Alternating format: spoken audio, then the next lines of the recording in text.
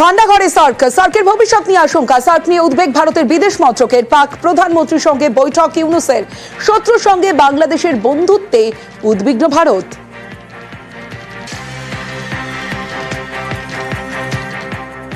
जहां तक regional connectivity की बात है, हम लोग का भरपूर कोशिश रहता है कि रीजनल कोऑपरेशन को हम लोग मजबूत करें। जो हम लोगों ने प्रोग्राम्स या जो प्लेटफॉर्म्स हैं उसके तहत हम लोग आगे बढ़ना चाहते हैं। सार्क भी एक प्लेटफॉर्म है। कई एक सालों से सार्क ठंडा पड़ा हुआ है और किस कारण से ठंडा पड़ा हुआ है इससे आप भली भांति अवगत है। কলকাতা দখল থেকে পরমাণু বোমা, বাংলাদেশ থেকে একের পর এক ফাঁকা হুমকি। লাগাতার ফাঁকা হুমকিতে আপত্তি ভারতের। ঢাকাকে সতর্ক করল বিদেশ মন্ত্রক।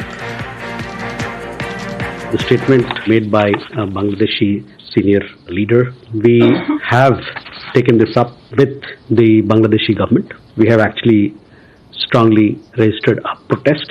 We would like to remind all concerned to be mindful of their public comments. While India has repeatedly signaled interest in fostering relations with the people and the interim government of Bangladesh, such comments underline the need for responsibility in public articulation.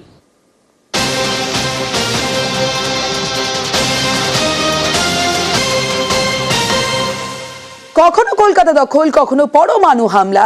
Dhaka থেকে ফাঁকা হুমকি চলছেই। আমি বলে দিচ্ছি ভারতকে যে training আমরা নিয়েছি, যে যুদ্ধ আমরা করেছি, আমরা শুধু 2 লক্ষ সৈনিক না, আমাদের সাথে 18 কোটি জনগণ আছে।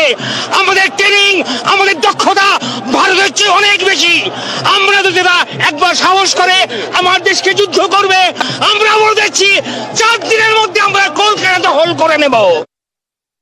মোদী সাহেবকে বলবো, আপনারও বয়স হয়েছে, আল্লাহকে ভয় করেন, বাংলাদেশের বিরুদ্ধে অবস্থান গ্রহণ করেন না।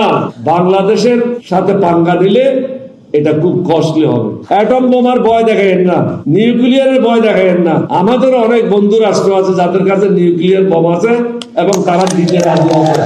সুতরাং আপনি ব্যবহার করবেন, আমরা এখানে কলা চষবো, এটা হবে না। এখান থেকেও নিউক্লিয়ার বোম লঞ্চ করা হবে। Tit for tat. বন্ধুত্ব চান বন্ধুত্ব, শত্রুতা চান শত্রুতা। ঢাকা থেকে ফাঁকা হুমকি চলছে, আর এরই মধ্যে বাংলাদেশের সার্জিক্যাল স্ট্রাইক। শান্তনু ঠাকুরের সার্জিক্যাল স্ট্রাইক হুঁশিয়ারি। বাংলাদেশ থেকে হুমকির জবাব দিলেন সাংসদ। কট্টরপন্থীদের সার্জিক্যাল স্ট্রাইক হুঁশিয়ারি মন্ত্রীর। 2-1 এটা বিক্ষিপ্ত পরিস্থিতি তৈরি হবে, সেগুলো গ্রেপ্তারও হবে, সেগুলো সমাধানও করা হবে। আমরা যদি মাননীয় প্রধানমন্ত্রীজির নেতৃত্বে সার্জিক্যাল স্ট্রাইক করতে পারি, তো আগামী দিনে বাংলাদেশের সাথে আমরা কি করতে পারি সেটা ভালো করে সবাই জানে।